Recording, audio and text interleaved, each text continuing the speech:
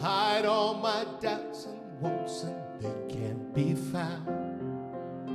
Bottle up my fear and throw it into the sea. And if by chance one day it floats back to me, I'll just laugh out loud and say here and now I do to a love that knows no reservation. I do to a will that knows no hesitation. I do to a choice with no expectation. No, I need to say don't, but now I do. I do.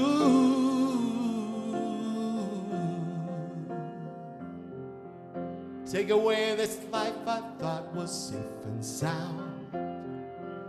Loosen up these ties that only kept me down. Shred all my limitations and all my beliefs. Let the confetti fall into the streets. This is my parade, my time to proclaim I do to a love that knows no reservation. I do to a will that knows no hesitation. I do to a choice with no expectation. No, I used to say don't, but now I do.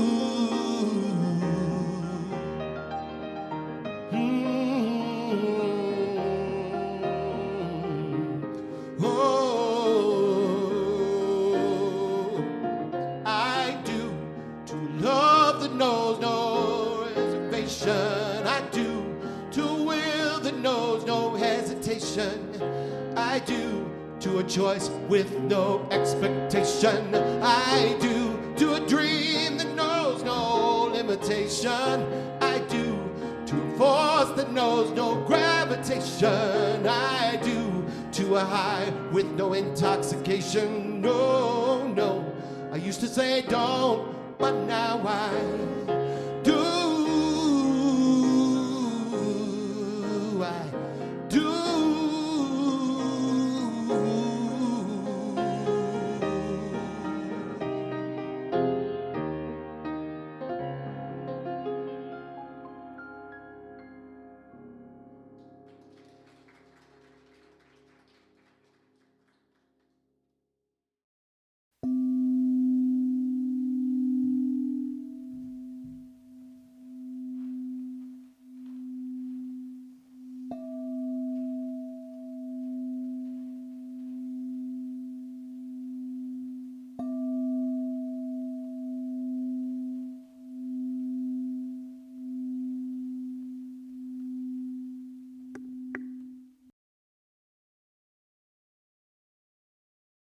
As we settle in to pray, we take in a deep breath, breathing in the allness of God, breathing out all that has taken place before this moment in time. And we here celebrate that allness.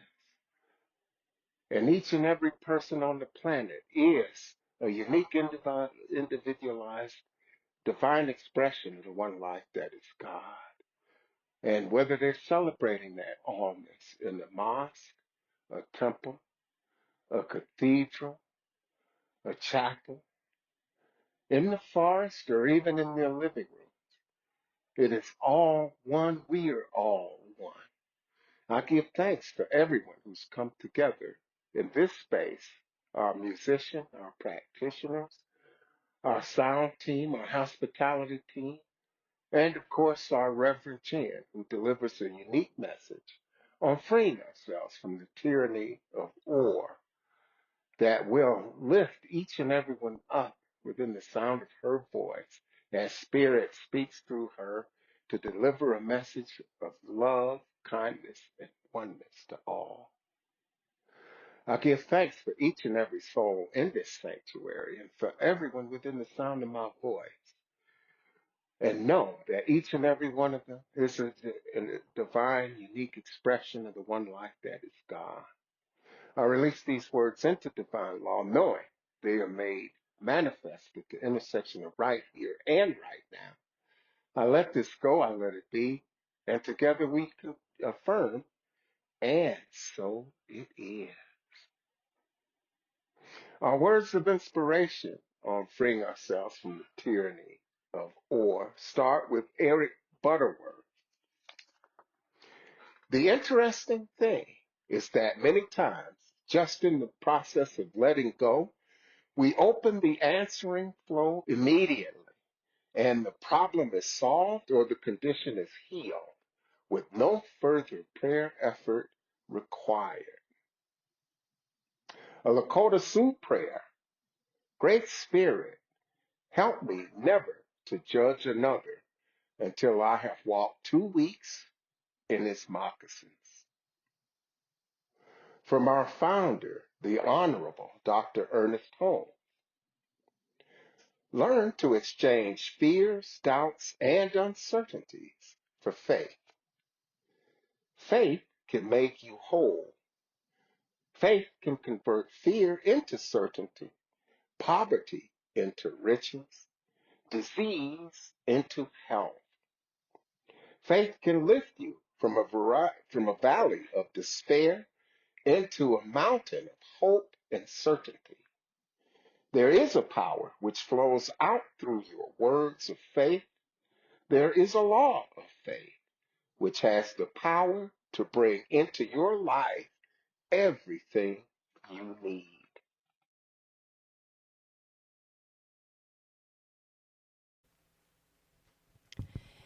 Many of you are familiar with the author Jim Collins, I guess he goes by Jim. He wrote the book Good to Great and many variations of that. But one of the things that he said that relates to our topic today is he said that builders of greatness are comfortable with the idea of paradox. They don't oppress themselves with the idea of the tyranny and the or, an idea which pushes people to believe that things must be either A or B. Instead, they liberate themselves with the genius of the and. I love that, the genius of the and. So this week, we're going to be looking more into the genius of the and, how we can live in the paradox and not have that pressure, that sense that we need to choose one or the other. We're going to encourage everyone to consider this idea throughout the week and move past it with the awareness that we can play with paradox and we can choose both, or as I like to call it, all of the above. So what would happen if we decided that we no longer needed to be pressured into choosing between one or two things? If we could move away from that idea that I can't have you in my life because of a certain belief system or behavior.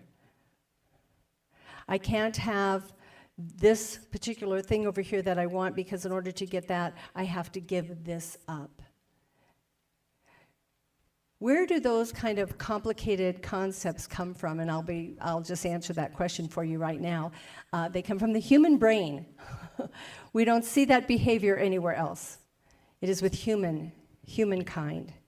And so this week I'm encouraging all of you as you come into those situations where there's a decision to be made, possibly a choice, consider what would it take to get both? What would it take to live in the end of all of it?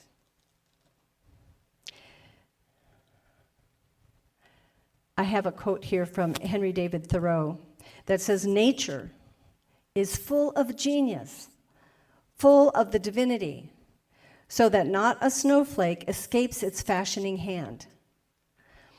Now, Ken Wilber, who wrote the book No Boundary, goes on to talk about Thoreau a little bit, and I want to use some of his comments. Have you ever wondered why life seems to come in opposites?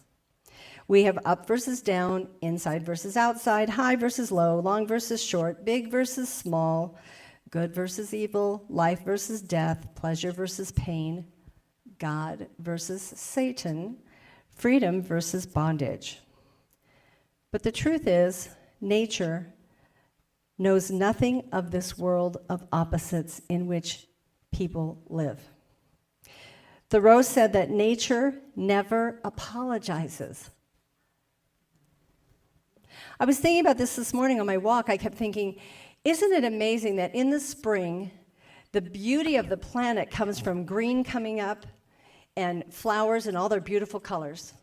And yes, green leaves on the trees, we're thrilled, we're happy. But the actual show, the actual demonstration that we are so excited about is often the flowers, the beautiful blooming flowers.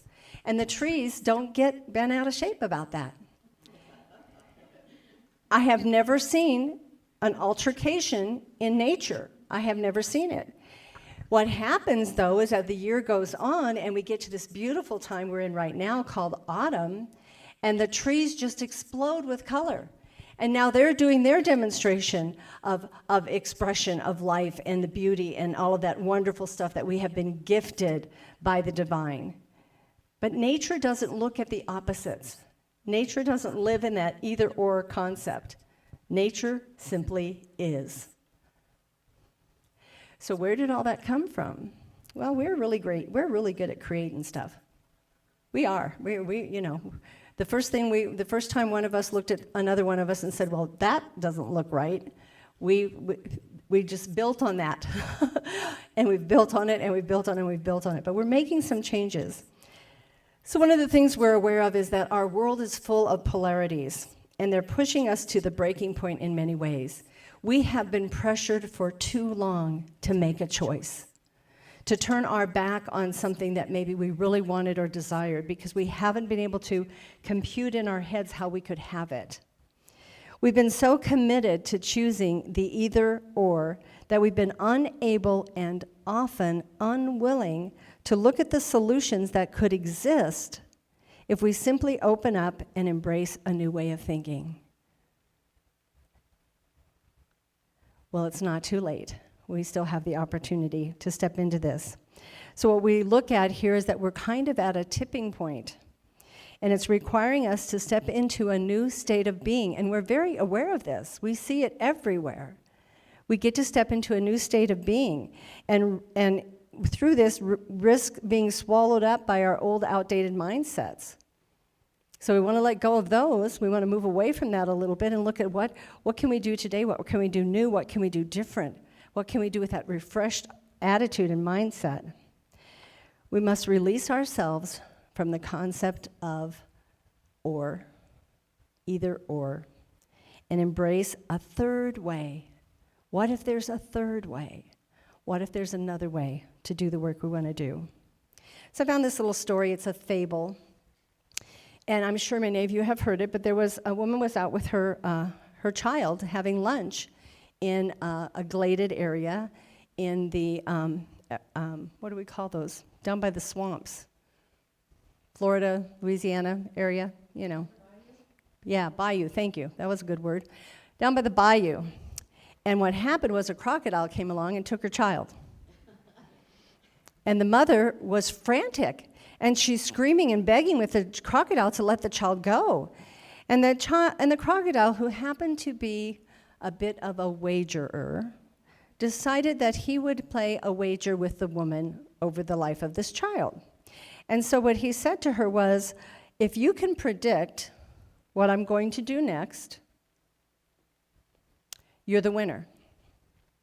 And if you can't predict what I'm going to do next, I get to have your child for lunch.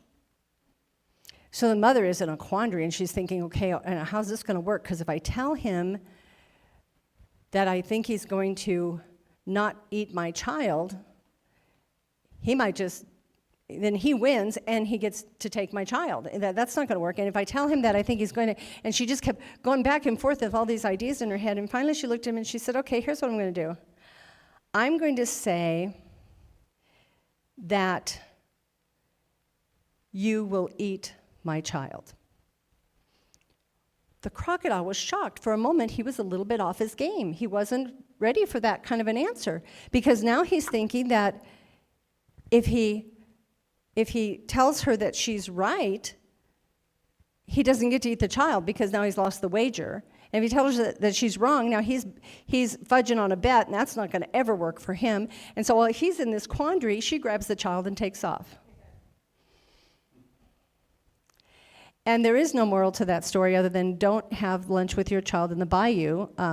That was the only one I got out of it. But the idea of that was to create that concept of how do we make the choice? How do we make that decision? And are there decisions that happen in our lives that are almost life or death? Seemingly so, all the time, absolutely. Our founder, Dr. Ernest Holmes, gives us this quote. Spiritual healing is not willing, wishing, beseeching, or repeating a lot of formulas. It is the result of a dawning perception of spirit. When the illusion of opposites disappears from our mental perception and we come to realize that we are whole, we shall be made whole. Oh my goodness. How amazing is that idea, is that we just have to shift our thinking. Oh goodness, here we go again with Ernest Holmes. Change your thinking, change your life, and we just shift our thinking, and we can move through this, and we can shift and adjust. So in our Science of Mind teaching, we often say to turn away from the condition. Now, for anyone who doesn't understand that, the condition is what's happening out here. And it's usually something that we might think is happening to us or around us. And we teach to turn away from that. And unfortunately, what we have done with that is people think we need to ignore the problem. And that's not what we're saying. We're saying, don't fall headfirst into the condition. Don't wrap yourself up in the story of what's going on. Allow yourself to look at the spiritual principle. Allow yourself to use the tools we have and to move through it, to move past it, to adjust it, however you need to do that. What happens when we try to ignore what's going on is the suffering and problems that were taking place remain. And we get stuck. We just get stuck. And it's not the worst place to be. I probably got stuck a couple times this past week. But I know what tools I need to use and the people I need to lean on to get me out of the stuckedness. I don't think that's a word. So let's turn towards the condition and deny its power over our reality. Because I know the truth of who I am.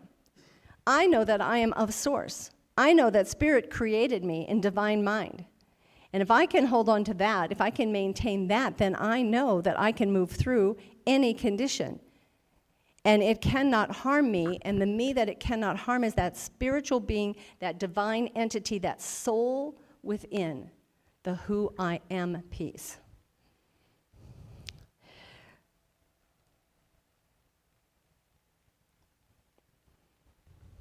So this way, what we can do is we can use the power of our own minds to overcome and to look past what's going on and to seek out answers, solutions, processes that might benefit us better. This month in our Science of Mind magazine, there is an article entitled The Paradox of a Both and Universe, and it is written by Carol Carnes. And I just want to share one little paragraph because it talks about our philosophy and it talks about a place where we get stuck sometimes. And I want to share this with you because this is a paradox for us. It is a spiritual truth that we must lose our life to save it. That's a paradox. That's where we go, wait, what? And a paradox that mystifies us until we dive into it. So let's dive into this for just a second. The life we must lose is the one that sees limitation and threats through an egoic lens, through ego. Our real life is that of a spiritual being having a time-space experience of being human. That's the reality of who we are.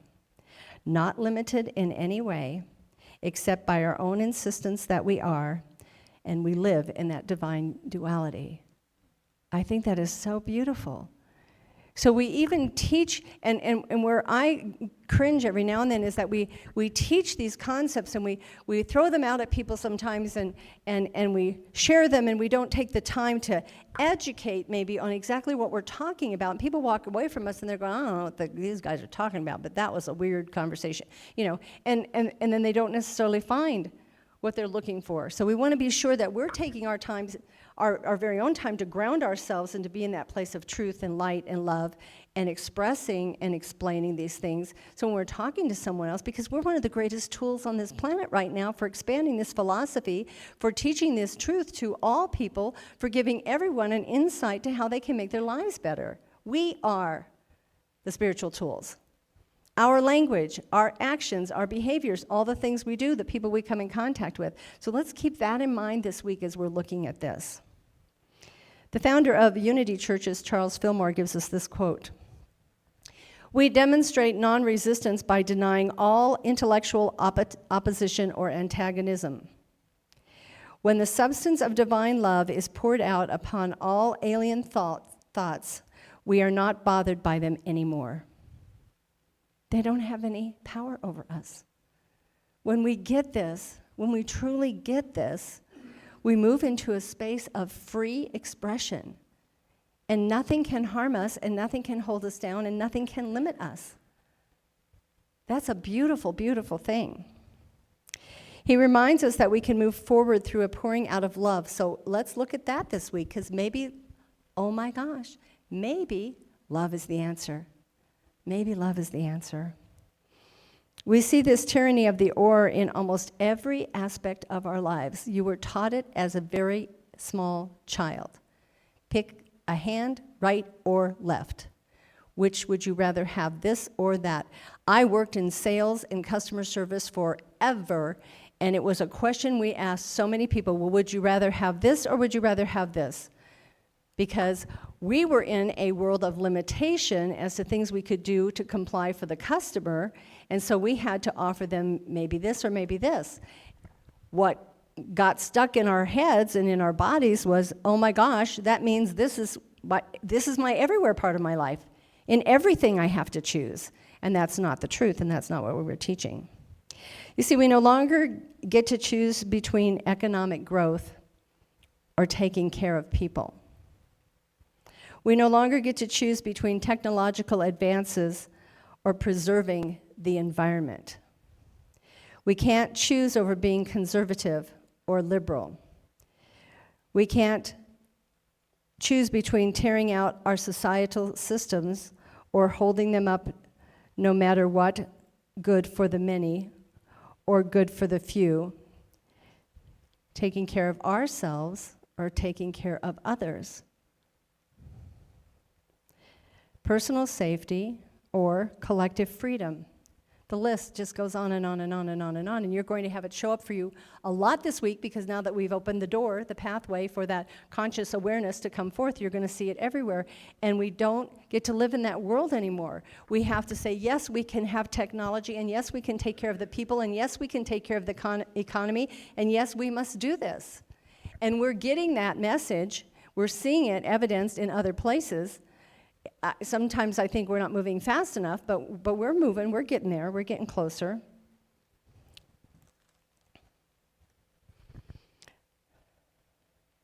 Kate Clinton is a comedian. I just love her.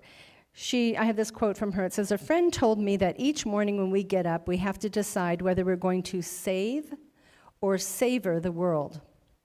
I don't think that's the decision. It's not an either or, save or savor.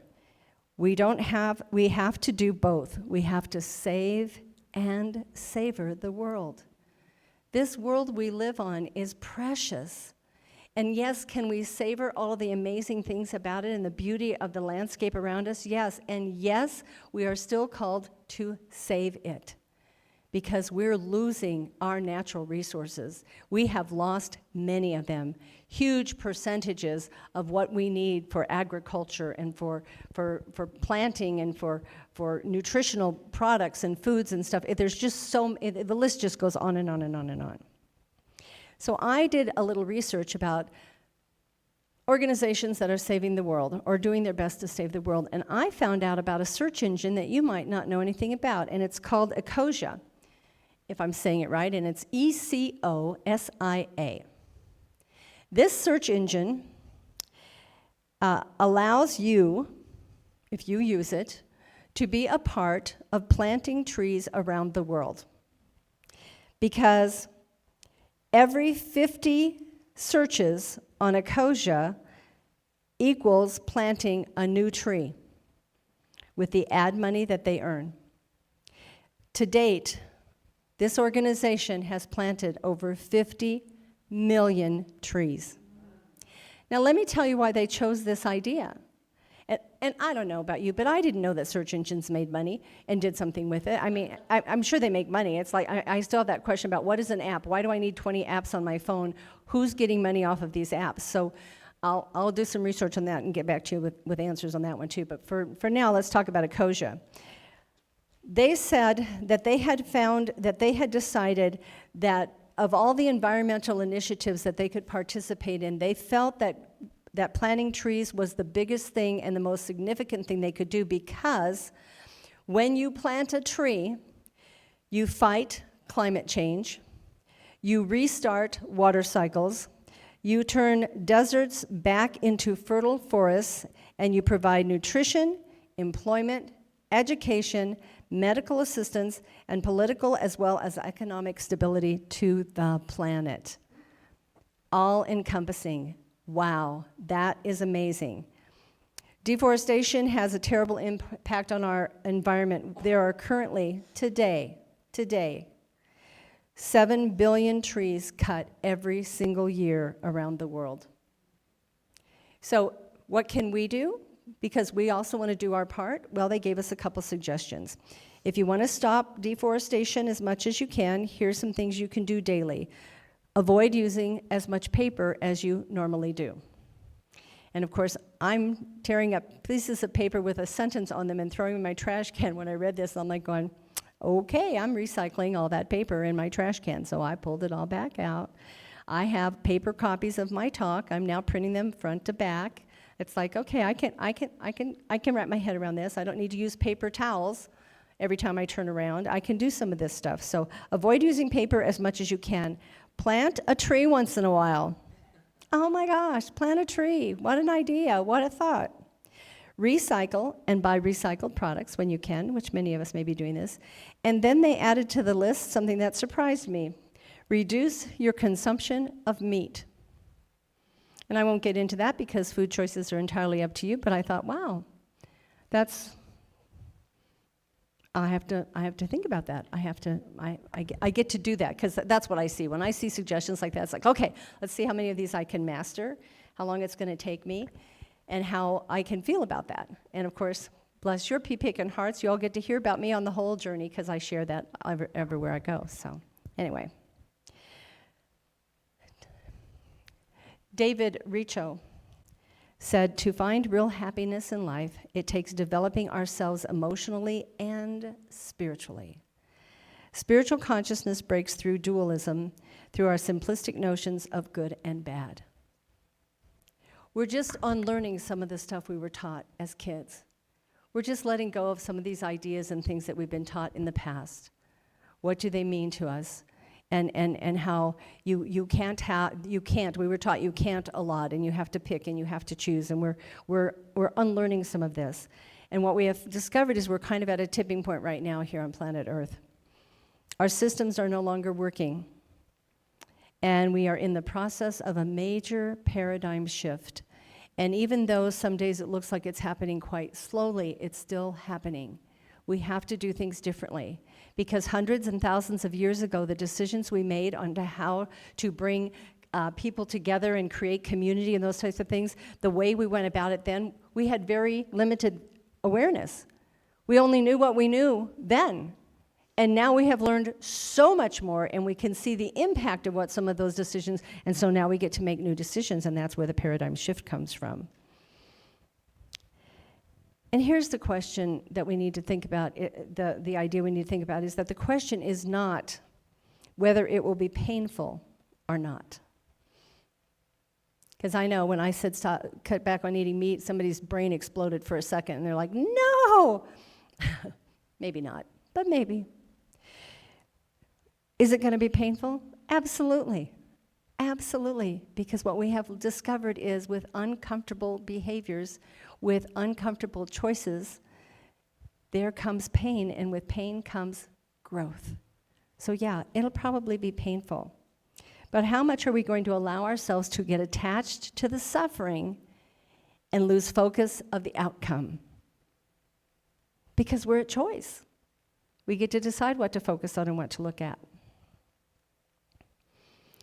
The work for many has become, is already happening all over the world. We're seeing and hearing stories every single day.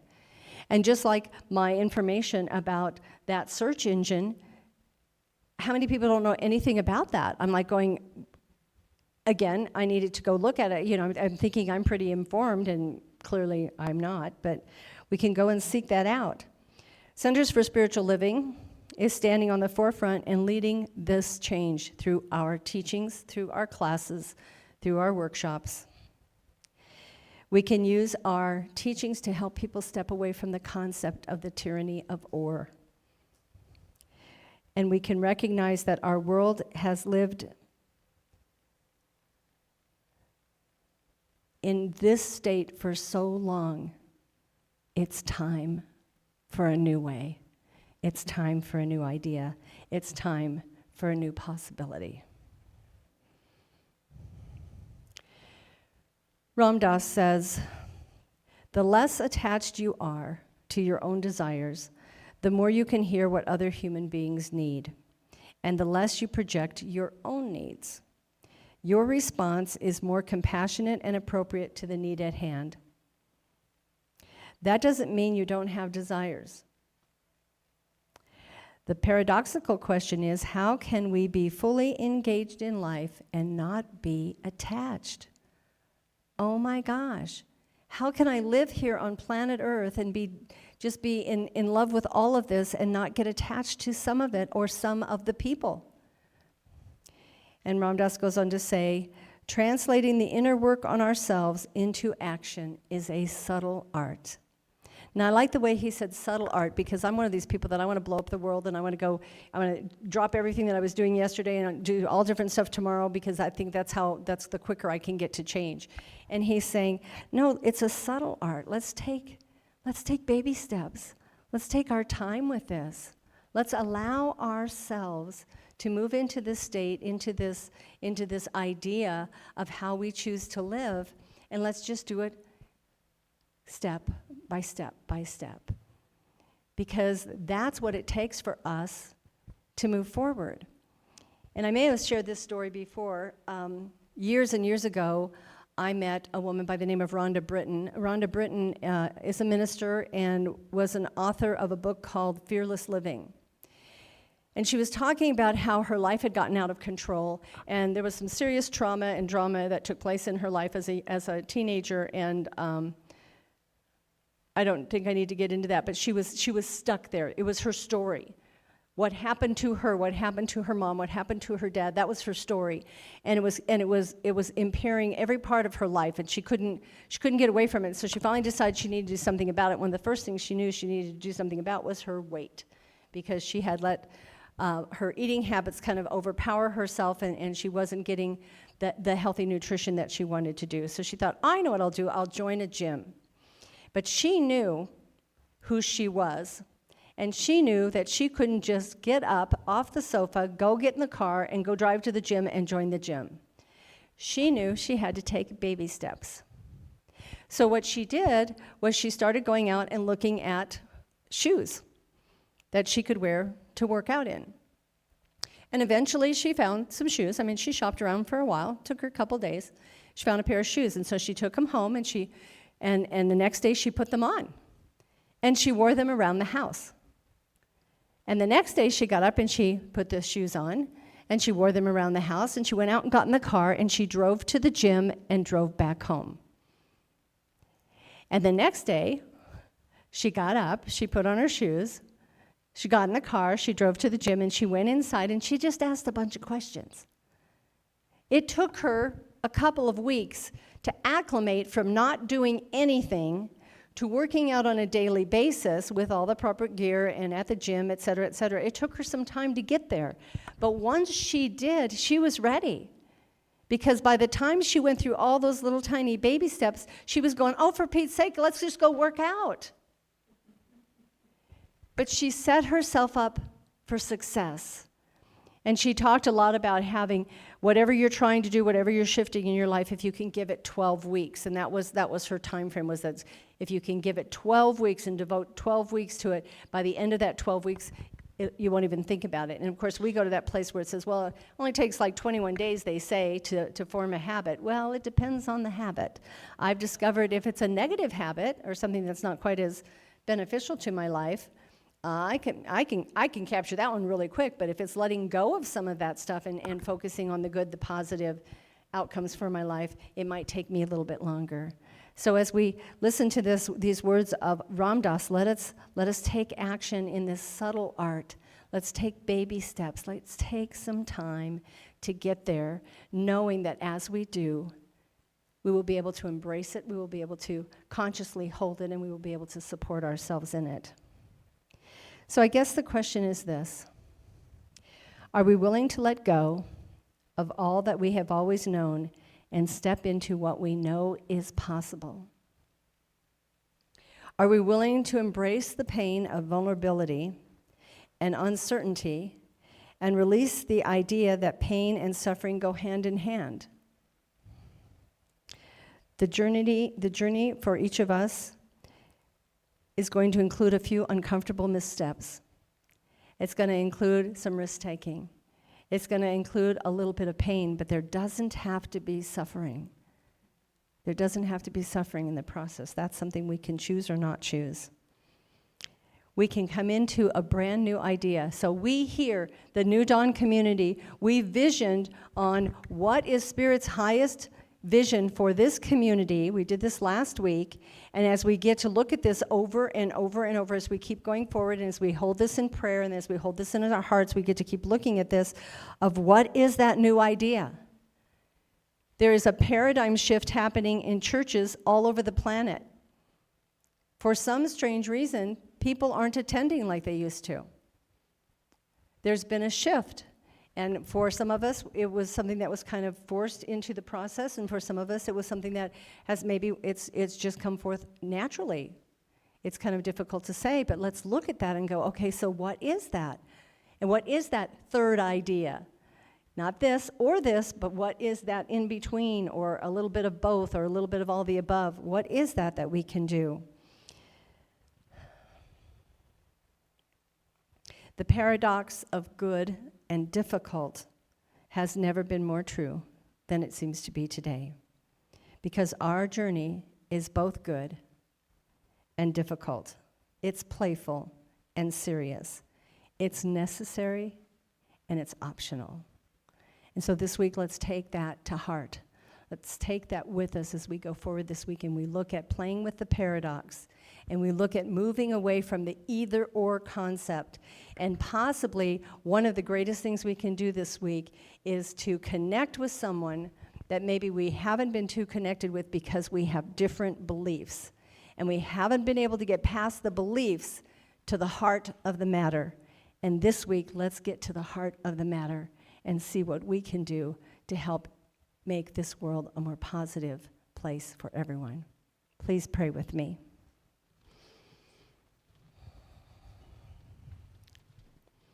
As we breathe in to this space right here and right now, we are breathing in the very energy that is God. As we turn our attention to this moment, this time, right here and right now, we are allowing the very divine intelligence to be a part of our mindset, to be a part of our thought process and our ideas and our choices that we make. As we recognize who we are and that God is in all of this, we also remember and realize that the very love that is God, that compassion, that truth, that light is also ours, and it lives within our hearts. And that energy of wholeness and health and healing that is God is in every cell of our physical beings. And that beauty of knowing that there's something better, something more that we can create, that we can manifest, is a part of the very soul within each and every one of us. And so we know right here and right now that all of this is us and all of this is God. And it's beautiful and it's wonderful and it's reassuring, and we know in this place right here and right now that God is our constant companion. We are never alone. We are always accompanied by this spiritual being. And so knowing this, we allow ourselves to be reassured. We allow ourselves just to relax into the very idea of the goodness and the greatness of God in all things. And we recognize too that as we move into this week and we play with the idea of paradox, that we are finding better ways to do things, better ways to connect, to communicate, to engage, to live, to love one another. And we give thanks for this opportunity, thanks for the very possibility of all of this. We give thanks for the ability that we have to make a decision and to choose the limitless concept and to take a little risk and to know that Spirit will be with us, guiding us all the way. And so I bless all people everywhere, knowing that the divine lives within each and every one of us. I bless the New Dawn community, and I know that it is moving forward in a place of light, love, prosperity, and transformation. I know this is all good, and I know this is all God, and by God, I know it already exists in the mind of God. So we simply let it go. We let it be, and together we say, and so it is.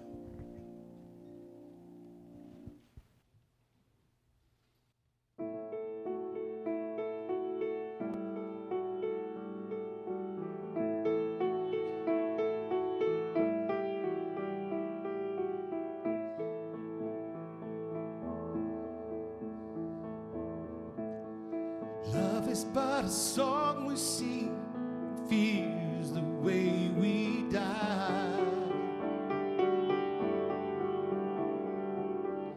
You can make the mountains ring or make the angels cry.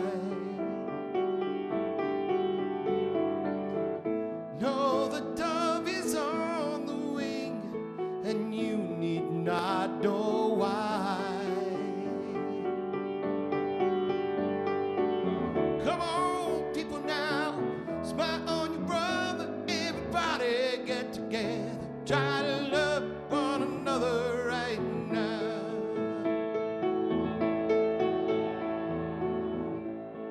Some will come and some will go, and we shall surely pass.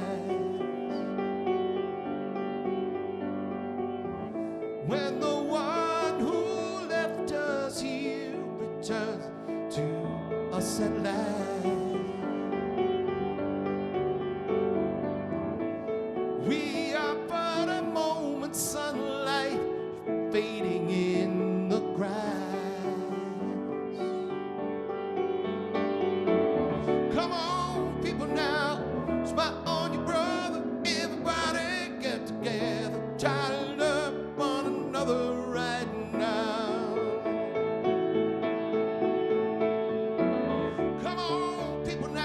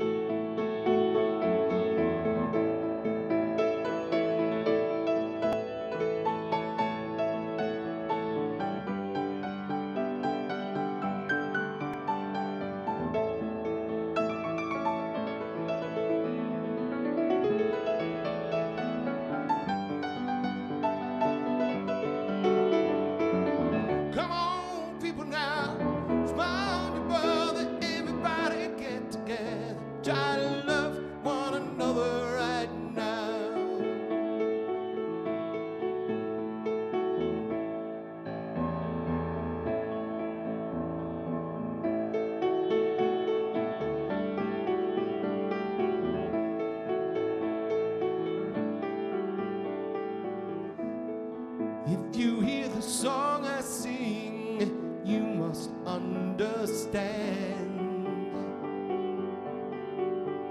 You hold the key to love and fear, all in your trembling hand. Just one key unlocks them both. It's there at your command. Sing it. Come on, people now. Smile on your brother. Everybody get together. Try to love one another right now. Come on, people now. Smile on your brother. Everybody get together. Try to love one another right now. Come on, people now. Smile on your brother. Everybody get together. Try to love one another right now. Right now. Right now.